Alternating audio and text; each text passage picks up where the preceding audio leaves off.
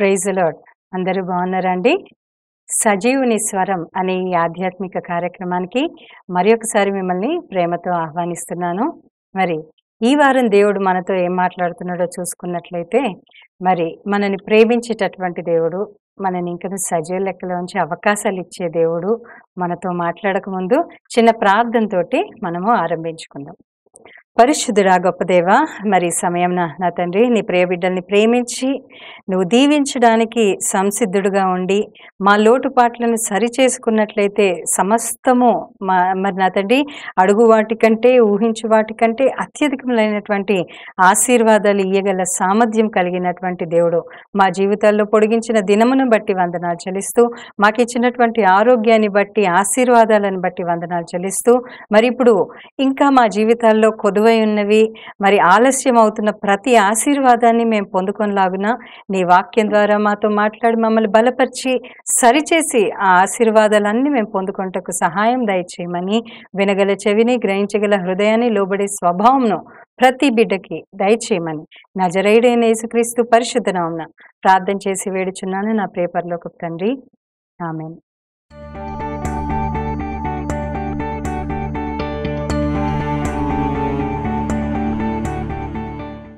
మరి ఈ వారం చూసుకున్నట్లయితే దేవుడు మనతో మాట్లాడుతున్నటువంటి మాటలు ఎంతో జీవం కలిగినవి, అట్ ద సేమ్ టైమ్ మనని ఎంకరేజ్ చేస్తూ ఉంటాయి కదండి.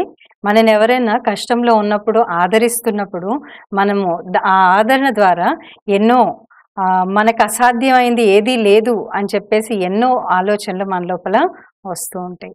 కనుక ఈరోజు దేవుడు మనకి ఇస్తున్నటువంటి ఆశీర్వాదం ఏంటి అంటే, ద్వితీయోపదేశ కాండము 28వ అధ్యాయము 12వ వచనాన్ని చూసుకున్నట్లయితే, యెహోవా నీ దేశము మీద వర్షము దాని కాలమందు కురిపించుటకును, నీవు చేయు కార్యం అంతటిని ఆశీర్వదించుటకును ఆకాశమును తన మంచి ధననిధిని తెరుచును, నీవు అనేక జనములకు అప్పిచ్చదు కానీ అప్పు చేయవు.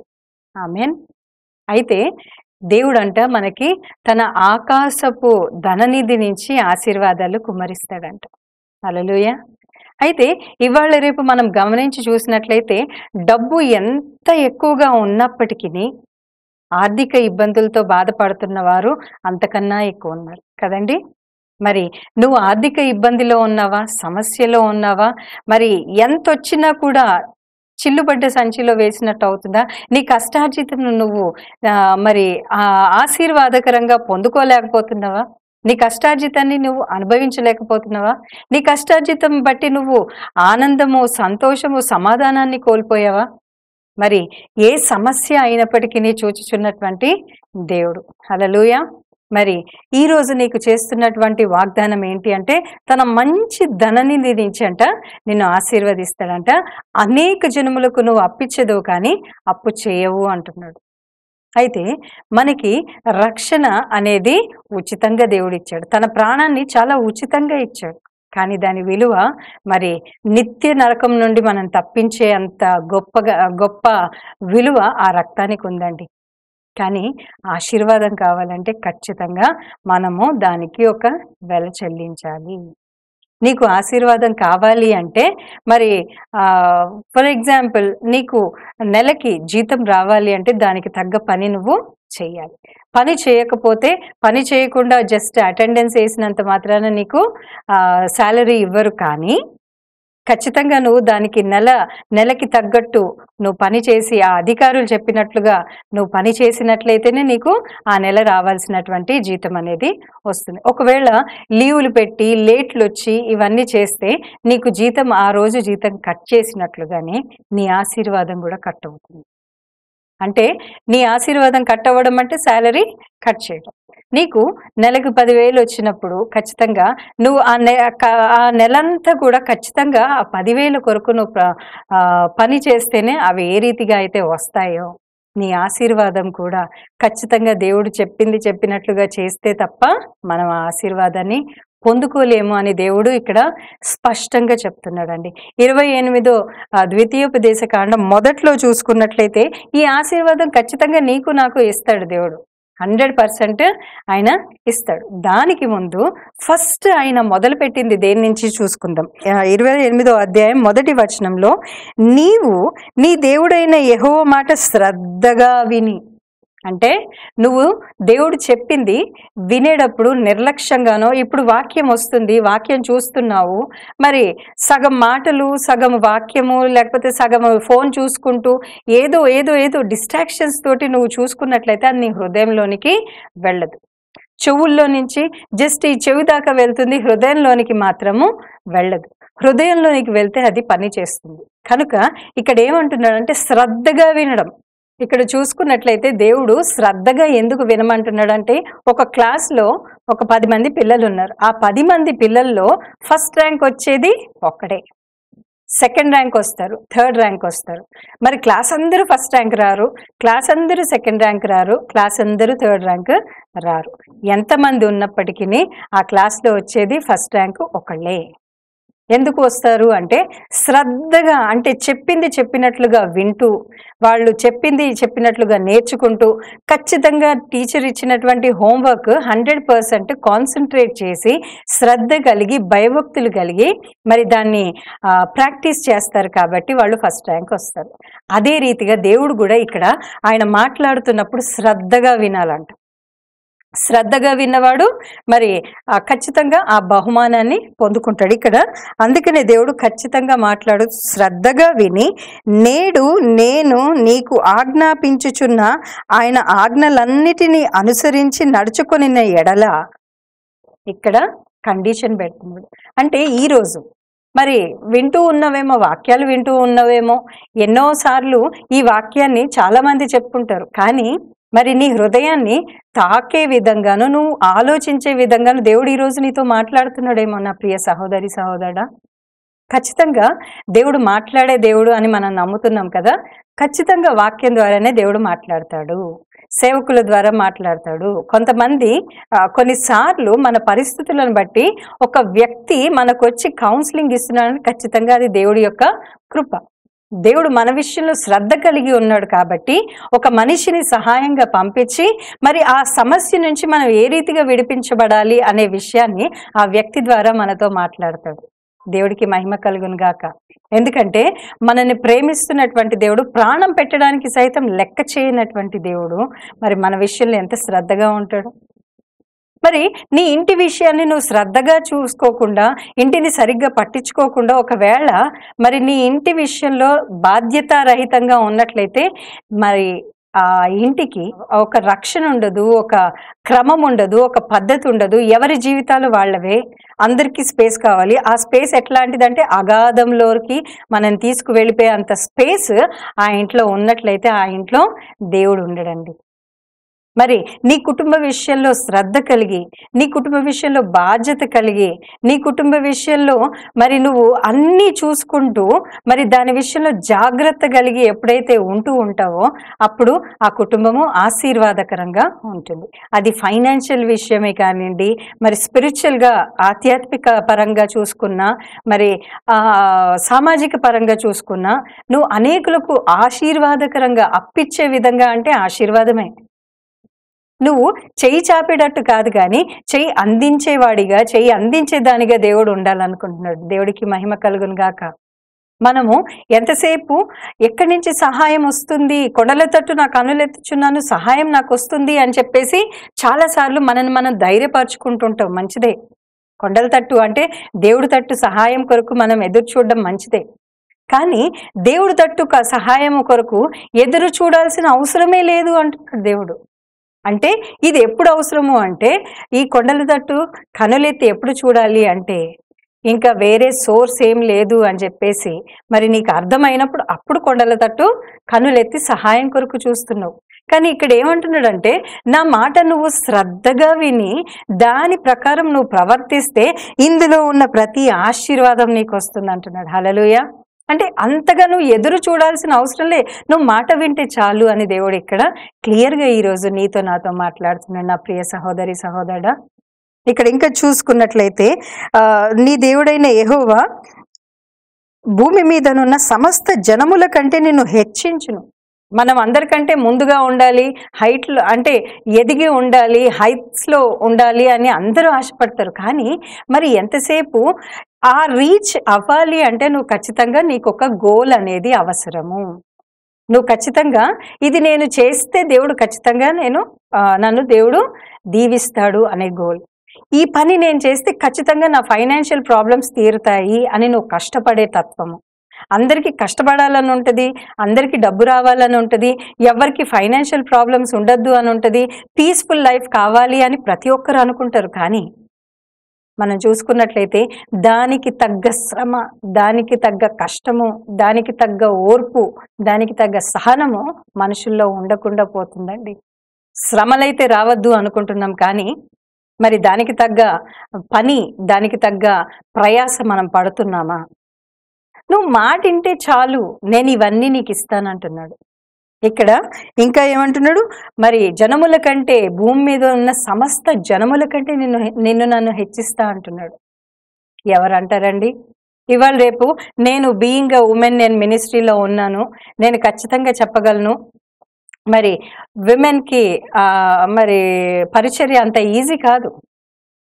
పరిచర్య అంత ఈజీ కాదు. 10 మందిలోకి వెళ్ళి మేము మాట్లాడుతున్నాము అంటే ఇది మాలో ఉన్నటువంటి క్వాలిటీయో, మాకున్న ధైర్యమో, మాకున్నటువంటి వాక్చాతుర్యమో కాదు. కానీ దేవుడు ఆ యొక్క స్వతంత్రాన్ని, ఆ యొక్క కంచెను మాకు దయచేశాడు కాబట్టే మేము ఖచ్చితంగా వెళ్ళి బోధించగలుగుతున్నాము. మరి ఖచ్చితంగా దేవుడి సువార్తను ప్రకటించగలుగుతున్నాము. అయితే ఇక్కడ మరి హెచ్చిస్తున్నాడు. ఇంట్లో ఉన్నటువంటి సాధారణ స్త్రీలను కూడా దేవుడు ఎన్నుకొని ఏర్పాటు చేసుకొని తన యొక్క పరిచర్యలు వాడుకుంటున్నాడు. మరి ఈ వాక్యం వింటున్న స్త్రీలారా, దేవుడు మీతో కూడా మాట్లాడుతున్నాడు. నువ్వు అడిగిన ప్రతిదీ నేను నీకు ఇస్తాను అంటున్నాడు. మరి నీ ఇంట్లో ఆర్థిక సమస్యలు, మరి ఈ యొక్క లేమి, కొరత ఎందుకున్నది? ఒకవేళ నీకు అత్యాస, లేదా మరి అనవసరమైన ఆడంబరాల, లేకపోతే అనవసరమైనటువంటి ప్లీజింగ్, అంటే పక్కనోడు మనల్ని బట్టి సంతోషించాలి, వాళ్ళకి మనము మన యొక్క ఆతిథ్యాన్ని 100% ఇవ్వాలి. వద్దు, నువ్వు ప్రేమించు, నీ ఇంట్లో ఉన్నదే పెట్టు, అంతేకాని ఎవరినో సంతోష పెట్టడానికి నువ్వు అప్పుల పాలు కావద్దు. ఇటువంటి పరిస్థితులను బట్టి నువ్వు అప్పు చేయాల్సినటువంటి పని వస్తుంది. అదే దేవుడి మాట విని ప్రార్థన చేస్తే నీకొచ్చిన చిన్న దాంట్లోనే దీవించబడతావు. నాకొచ్చేది చాలా తక్కువ అమౌంట్ ఉండేది ఒకప్పుడు. అయితే దాంట్లో నుంచి కూడా ఖచ్చితంగా 10వ భాగం దేవుడికి ఇవ్వడానికి నేర్చుకున్నాను. మరి ఇవాళ రేపు 10వ భాగం గురించి ఎవరన్నా మాట్లాడితే దానికో పెద్ద తప్పులు వెతికేసి డబ్బులు అడుక్కుంటున్నారు, అది ఇది అని మాట్లాడుతున్నారు కదా. నీకు దేవుడి విషయంలో, దేవుడు నీకు చేస్తున్న మేళ్ల విషయంలో కృతజ్ఞత కలిగి నువ్వు దేవుడికి ఇస్తే, నిన్నివ్వమని ఎవరు అడగట్లేదు. కానీ దేవుడు నాకు జీవాన్ని ఇచ్చాడు, ఆశీర్వాదాన్ని ఇచ్చాడు, కుటుంబాన్ని ఇచ్చాడు, నాకు ఇచ్చినటువంటి సమస్తను బట్టి నేను దేవుడికి బయటికి వెళ్ళి పరిచర్యలు చేయలేకపోతున్నాను, నేను దేవుడికి ఏది చేయలేకపోతున్నాను, నేను చేయగలిగింది నా ఆశీర్వాదం నుంచి నేను ఇస్తాను అని చెప్పి ఒకవేళ నువ్వు ఇస్తే కనుక అది దేవుడు స్వీకరిస్తాడు. అంతేగాని ఖచ్చితంగా నువ్వు 10వ భాగం ఇవ్వాలి, అది రూల్ దేవుడు అన్నాడు. కానీ మరి ఇవాళ రేపు దాన్ని పాటిస్తున్న వాళ్ళు లేరు, చాలా తక్కువ మంది పాటిస్తున్నటువంటి వాళ్ళు ఉన్నారు. అంటే ఆయన చెప్పిన ఆజ్ఞ ఏంటి? నీ 10వ భాగంలో నీకు కలిగిన సమస్తల్లో నుంచి 10వ భాగాన్ని తెచ్చి నన్ను మహిమపరచు అన్నాడు. సో దేవుడిని మహిమపరిచే విషయంలో నువ్వు కరెక్ట్గా ఉన్నట్లయితే, అది టైమే కానీ, అది నీకు ఇచ్చినటువంటి ఆశీర్వాదమే కానీ, నీకు ఇచ్చినటువంటి సమస్తము ఏదైనప్పటికీ 10వ భాగము దేవుడికి ఇచ్చినట్లయితే ఖచ్చితంగా దాంట్లో నువ్వు ఆశీర్వాదం పొందుకుంటావు. ఇది ఓన్లీ ఫైనాన్షియల్ విషయం, డబ్బులు ఇవ్వమని ఎంకరేజ్ చేయట్లేదు, కానీ మీ సమయాన్ని ఇవ్వండి. మీ జీవితంలో మరి దేవుడికి సమయం లేకుండా నువ్వు ఉత్త ఆఫరింగ్ వేస్తే సరిపోదు. నువ్వు కావాలి, నువ్వు ఇచ్చే డబ్బులు కాదు. మరి ఆకాశంను, మరి భూమిని సృష్టించినటువంటి దేవుడు, బంగారు వీధుల్లో నడిపించే దేవుడికి ఏం తక్కువ లేదు అక్కడ. నువ్వు నేను చనిపోతే దేవుడి చిత్తమై మనం పరలోకానికి వెళ్తే మాత్రం ఖచ్చితంగా నువ్వు నేను బంగారు వీధుల్లో తిరుగుతాం. మనం ఇచ్చే ఆఫరింగ్తో దేవుడు బతకట్లేదు, లేకపోతే మరి పాస్టర్లు బతకట్లేదు. కానీ నీ కృతజ్ఞత దేవుడి విషయంలో, దేవుడి మాట విషయంలో, దేవుడు ఇచ్చినటువంటి ఆజ్ఞల విషయంలో శ్రద్ధ కలిగి నువ్వు ఉన్నట్లయితే నువ్వు పొందుకునే ఆశీర్వాదము చాలా ఎక్కువండి. అదే చెప్తున్నాడు ఇక్కడ. సమస్తమైనటువంటి జనముల కంటే నిన్ను హెచ్చిస్తా అంటున్నాడు. హెచ్చించడము అంటే పక్కనోడికి ఆశీర్వాదకరంగా ఉండడమే.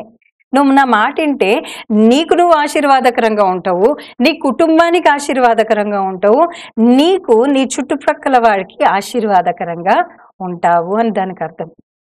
ఇంకా చూసుకున్నట్లయితే ఇక్కడ ఖచ్చితంగా దేవుడు మాట్లాడుతున్నటువంటి మాట ఏంటంటే, నీవు నీ దేవుడైన యెహోవా మాట వినిన ఎడల, అంటే ఇక్కడ ఖచ్చితంగా దేవుడు చెప్తుంది ఏంటంటే, నువ్వు మాట వింటేనే ఈ ఆశీర్వాదం నీకు వస్తుంది.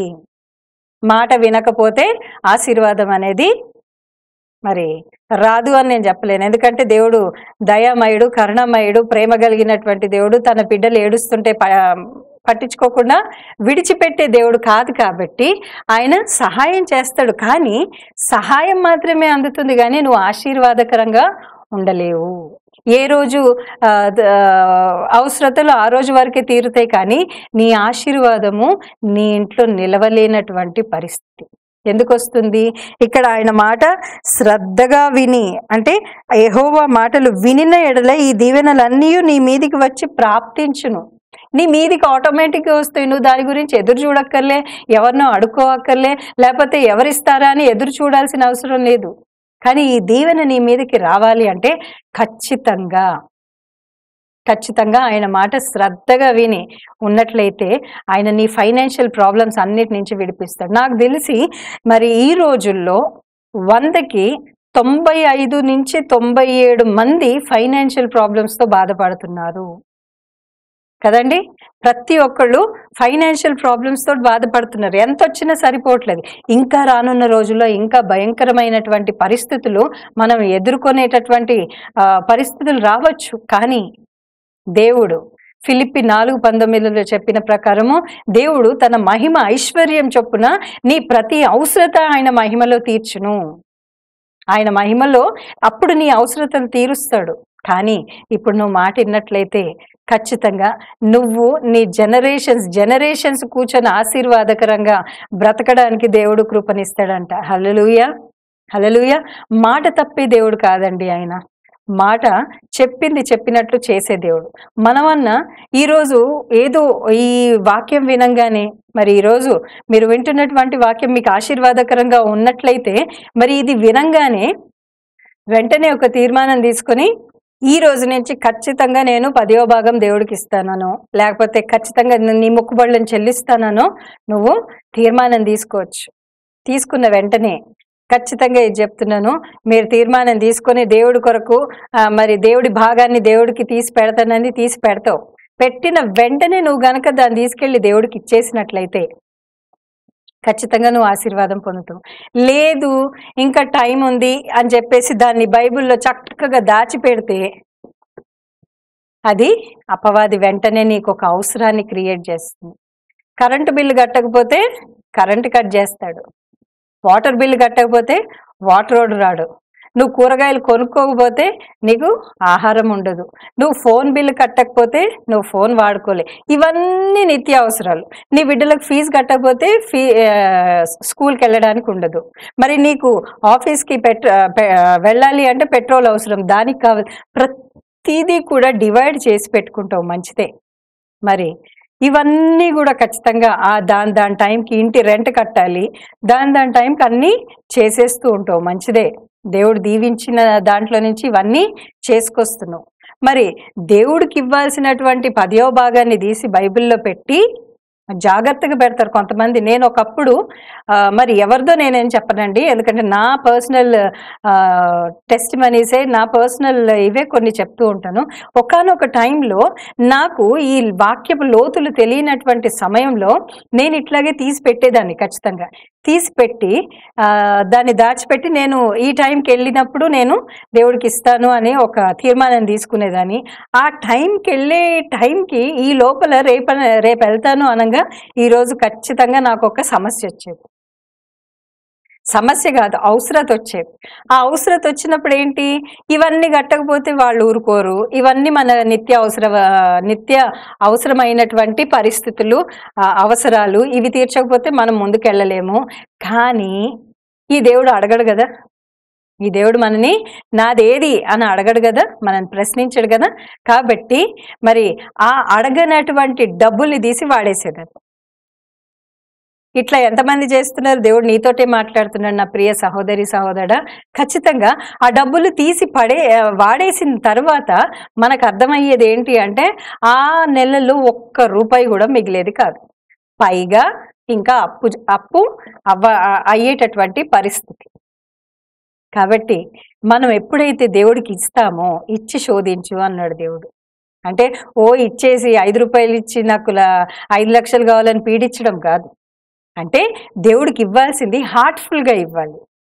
ఇచ్చి ఆయనను మహిమపరిచి ఆయన చెప్పింది చెప్పినట్టుగా ఇది చెయ్యొద్దు, ఈ త్రోవలో వద్దు, ఇది మానుకో, ఇది సరి చేసుకో అని వాక్యం ద్వారా మాట్లాడినప్పుడు ఖచ్చితంగా నీ జీవితాన్ని నువ్వు సరి చేసుకున్నట్లయితే ఆ దేవుడు నిన్ను మరి అందరికన్నా హెచ్చుగా ఆశీర్వదిస్తా అంటున్నాడు. అంత మాత్రమే కాదు, నిన్ను అనేకులకు ఆశీర్వాదకరంగా కూడా ఉంచుతా అంటున్నాడు. తన మంచి ధననిధి నుంచి మనకి ఆకాశం నుంచి వర్షాన్ని కురిపిస్తా, అంటే మంచి ధననిధి నుంచి ఆ యొక్క ఆశీర్వాదాన్ని కుమరిస్తా అంటున్నాడు. అందుకే దేవుడు మరి ఇవన్నీ దీవెనలు నీకు రావాలి అంటే నువ్వేం చేయాలో కూడా ఇక్కడ చెప్తున్నాడు. దేవుడికి మహిమ కలుగును గాక. అంటే తను మనని ఎంతగా ప్రేమిస్తున్నాడంటే మనం ఎక్కడెక్కడైతే ల్యాక్ అవుతున్నామో విశ్వాసంలో కానివ్వండి, మరి దేవుడి విషయంలో కానివ్వండి, లేకపోతే మన ఆలోచన విధానం కానివ్వండి, లేకపోతే మన అనుసరణ ఏదైతే అనుసరిస్తూ మన ప్రవర్తన మన జీవితం ఉందో దాంట్లో కానివ్వండి, ఏదైనప్పటికీ దేవుడు చూస్తూ ఉన్నాడు. కాబట్టి మనం దీవించబడాలి. ఇప్పుడు ఆర్థిక ఇబ్బందుల్లో ఉన్న వాళ్ళు ఎందరో నాకు ఫోన్ చేసి అమ్మ ప్రార్థన చేయండి, మా పరిస్థితి ఇంత భయంకరంగా ఉంది అని ప్రార్థనా సహాయాన్ని కోరుతాడు. మరి అత్యాశ, అనవసరమైనటువంటి ఆడంబరాలు, అనవసరమైనటువంటి ఖర్చులు, మరి దేవుడు నిన్ను దీవించి నీకు ఎంత కావాలో అంత ఇస్తాడు. ఆలోచించి చూడండి, మీరు లెక్కేసుకోండి. ఖచ్చితంగా మీరు కూర్చొని మీకు వచ్చే జీతము మామూలుగా అయితే మీకు వచ్చే జీతాన్ని మీరు లెక్కేసుకోండి, దీనికింత దీనికింత దీనికింత అని లెక్కేసుకొని మరి మీ అప్పులది లేకపోతే ఇంట్రెస్ట్లు కట్టేది వీటిని పక్కన పెట్టండి. కానీ మీకు వచ్చే ఆ కొంచెంలో మీ రెంట్ ఎంత, ఇది కౌన్సిలింగ్ లాగా చెప్తున్నాను, మీరు అర్థం చేసుకోండి. మీ రెంట్ ఎంత, మీ ఖర్చులు ఎంత, నెలకి ఎంత అవుతున్నది, మీకు ఎంత మిగులుతుంది అనేది ఒక్కసారి చూసుకున్నట్లయితే మీకు మిగులు ఎంతగానో ఉంటుంది. కానీ అనవసరమైనటువంటి దేవుడు చెప్పినట్లుగా కాకుండా మన సొంత ఆలోచనలు, సొంత ఇష్టాలతోటి ఈ సమస్యలను కొని తెచ్చుకున్నటువంటి నీతో దేవుడు మాట్లాడుతుంది ఏంటి అంటే, నీకు వచ్చిన దానికంటే కూడా అప్పులు కట్టడానికి, మరి ఇంట్రెస్ట్లు కట్టడానికి ఇంకో అప్పు చేయాల్సినటువంటి పరిస్థితి ఎందుకు వచ్చింది అంటే ఆయన మాట శ్రద్ధగా వినడం మానేసావు. ఆయన చెప్పింది చెప్పినట్లు చేయడం మానేసి నీ సొంత ఆలోచనలు నీకు వెక్కసం అయ్యేంత వరకు నీ ఆలోచనల ప్రకారం నువ్వు నడిచావు కాబట్టే ఈ సమస్యలు నీ మీదకి వస్తున్నాయి. అందుకే నేను ప్రేమిస్తున్నటువంటి దేవుడు ఈరోజు ఏమంటున్నాడంటే, తిరిగి నా దగ్గర రా, నేను మాట చెప్తున్నాను, నేను చెప్తున్నటువంటి మాట శ్రద్ధగా విన్నట్లయితే ఈ ఆశీర్వాదం నీ మీద వస్తుంది, నీకు వచ్చి ప్రాప్తిస్తాయంట. ఇక్కడ క్లియర్గా అంటున్నాడు కదా. మరి ఈ దీవెనలన్నీ నీ మీదికి వచ్చి నీకు ప్రాప్తించును, నీ మీదికి వచ్చి ప్రాప్తిస్తాయి అని ఆ దేవుడు చెప్తున్నాడు. ఏది కూడా దేవుడు చెప్పింది నిరర్ధకంగా ఆయన యుద్ధకు తిరిగి వెళ్ళదండి. ఈ ఆశీర్వాదం నీకోసమే నా ప్రియ సహోదరి సహోదరుడా. కనుక ఈ ఆశీర్వాదాన్ని నిశ్చయంగా నువ్వు పొందుకొనులాగున దేవుడు చెప్పిన ప్రకారం 12వ వచనం ప్రకారం దీని మీద చేయిపెట్టు. నువ్వు వింటున్న నీతోటి దేవుడు మాట్లాడుతున్నాడు. మరి ద్వితీయోపదేశ కాండం 28వ అధ్యాయం 12వ వచనం మీద చెయ్యి ఉంచి ప్రార్థన చేసి దేవుణ్ణి అడుగు, యెహోవా నీ దేశము మీద వర్షము దాని కాలమందు కురిపించుటకు, నీవు చేయు కార్యములన్నిటినీ ఆశీర్వదించుటకును, ఆకాశమును తన మంచి ధననిధిని తెరుచును, నీవు అనేక జనములకు అప్పిచ్చదు కానీ అప్పు చేయవు అని ఈరోజు నువ్వు నాతో మాట్లాడావు కదా ప్రభా. ఖచ్చితంగా నువ్వు నాతో మాట్లాడావు, ఇది నా కోసమే అని నువ్వు గనక అనుకున్నట్లయితే నా ప్రియ సహోదరి సహోదరా, ఈ యొక్క వాక్యం మీద చెయ్యించి ప్రభా, అజ్ఞానంతో మరి సొంత ఆలోచనలతోటి ఎవరినో సంతోష పెట్టడానికి నేను బాధపడుతూ ఏదో ఆశించి అర్జెంటుగా నిదానంగా మెట్లెక్కడానికి మానేసి త్వరగా మెట్లెక్కాలి అని నా యొక్క మరి ఆలోచనలు నన్ను కష్టాల పాలు చేశాయి ప్రభా. మరి నీ ఆలోచన, నీ పరిస్థితి ఏదైనప్పటికీ దీని మీద చెయ్యుంచి ప్రార్థన చేయి నా ప్రియ సహోదరి సహోదరా. నన్ను ఒక్కసారి జ్ఞాపకం చేసుకొని విడిపించు ప్రవ్వా అని ఒక్కసారి ఆ దేవుణ్ణి మనసారా అడుగు. నీ మాట వింటానయ్యా, ఇప్పటి నుంచి నాకు మనీ మేనేజ్మెంట్ నేర్పించు ప్రవ్వా. మరి డబ్బుని ఏ రీతిగా సక్రమంగా మరి నిర్వర్తించాలో, ఏ రీతిగా వాటిని వాడాలో నాకు జ్ఞానం దయచేయి ప్రవ్వా అని దీని మీద చేయిపెట్టి ఒక్కసారి నువ్వు ప్రార్థించినట్లయితే దేవుడు ఖచ్చితంగా నీ మనోనేత్రాలు తెరిచి, నీ ఆత్మీయ చెవులను తెరిచి దేవుడు ఖచ్చితంగా నీతో మాట్లాడి మరి ఏ ప్రాబ్లం నుంచి, ఏ ఫైనాన్షియల్ ప్రాబ్లం నుంచి ఎట్లా బయటికి రావాలి అనే జ్ఞానాన్ని నీకు ఇస్తాడు నా ప్రియ సహోదరి సహోదరా. కనుక ఈరోజు ఖచ్చితంగా నిన్ను ప్రేమిస్తున్నటువంటి దేవుడు నా మాట వినమ్మా, నా దగ్గర రా, నా దగ్గరకు వచ్చినట్లయితే నేను నిన్ను సమస్తం నుంచి విడిపిస్తాను. నీ మహిమ, తన యొక్క మహిమ ఐశ్వర్యం చొప్పున మన ప్రతి అవసరతను ఆయన తీరుస్తాను అని వాగ్దానం చేస్తూ, మరి ఆ వాగ్దానం చేసిన దేవుడు నమ్మదగిన దేవుడు అని మరొకసారి రుజువుపరుస్తూ ఇక్కడ నీవు అనేక జనములకు అప్పిచ్చదో గాని అప్పు చేయవు అంటూ మనని ధైర్యపరుస్తున్నాడు. కనుక ఒక్కసారి దేవుడి మాట వినడానికి మనల్ని మనము సిద్ధపరచుకుందాం. మరి విన్నటువంటి వాక్యము మీ ఆత్మల మేలు నిమిత్తం మీ జీవితంలో గొప్ప కార్యమును చేయునుగాక, జరిగించునుగాక. చెప్పబడినటువంటి వాక్యం మీ జీవితంలో ఫలించునుగాక. ఆమేన్. చిన్న ప్రార్థన చేసుకుందాం. పరిశుద్ధుడా గొప్ప దేవా, ఇంతవరకు నువ్వు మాట్లాడిన ప్రతి మాటను బట్టి వందనాలు చెల్లిస్తూ ప్రభా, ఈరోజు నీ బిడ్డల్ని ప్రేమించి వారున్నటువంటి ఆర్థిక సమస్యల నుండి విడిపించాలి అని మరి నా తండ్రి నువ్వు మాట్లాడిన ప్రతి మాటను బట్టి వందనాలు చెల్లిస్తూ, వినగల చెవిని, గ్రహించగల హృదయాన్ని, అన్నిటినీ మించి లోబడే స్వభావమని మరి వారికి దయచేయమని ప్రార్థిస్తున్నానయ్యా. లోబడే స్వభావము, నీ మాట వినేవారికి లోబడే స్వభావం ఉంటుంది కనుక నీ మాట వినుటకు మరి సమస్తమును నా తండ్రి నీ స్వాధీనంలో ఉంచుకొని వారి హృదయాలను నువ్వే ఏలమని, వారి ఆలోచనలకు అధిపతివై ఉండి నడిపించుమని, వారి సమస్యల నుండి, వారి పరిస్థితుల నుండి వారిని విడిపించి మరి గొప్పగా వారిని ఆశీర్వదించమని, నీ ఆకాశపు ధననిధి నుంచి వారికి ఆశీర్వాదాలు కుమ్మరించి అనేకులకు ఆశీర్వాదకరంగా వింటున్న ప్రతి బిడ్డ ఉండులాగున కృపను అనుగ్రహించి నీ నామానికి మహిమను తెచ్చుకోమని, అన్నిటినీ మించి నువ్వు చెప్పిన ప్రతి మాటను నిర్లక్ష్యపరచక శ్రద్ధగా వినడానికి వినగల చెవి, గ్రహించగల హృదయము నిశ్చయంగా నీ బిడ్డలకు దయచేయమని నజరేయుడైన యేసుక్రీస్తు పరిశుద్ధ నామమున ప్రార్థన చేసి వేడుచున్నాను నా ప్రియ పరలోకపు తండ్రి. ఆమేన్. దేవుడు మిమ్మల్ని దీవించును గాక. యూట్యూబ్లో వాయిస్ ఆఫ్ ద సేవియర్ అని చెప్పేసి యూట్యూబ్ ఛానల్ ఉంది నాది, దాన్ని ఫాలో అవ్వండి. పేజ్ ఫేస్బుక్లో పేజీ, ఇన్స్టాగ్రామ్లో కూడా ఉంది, దాన్ని కూడా ఫాలో అవ్వండి. మరి ఒకసారి ఇంకొక అంశంతో కలుసుకుందాం. అంతవరకు దేవుడు మీకు తోడై ఉండును గాక. ఆమేన్. Praise the lord.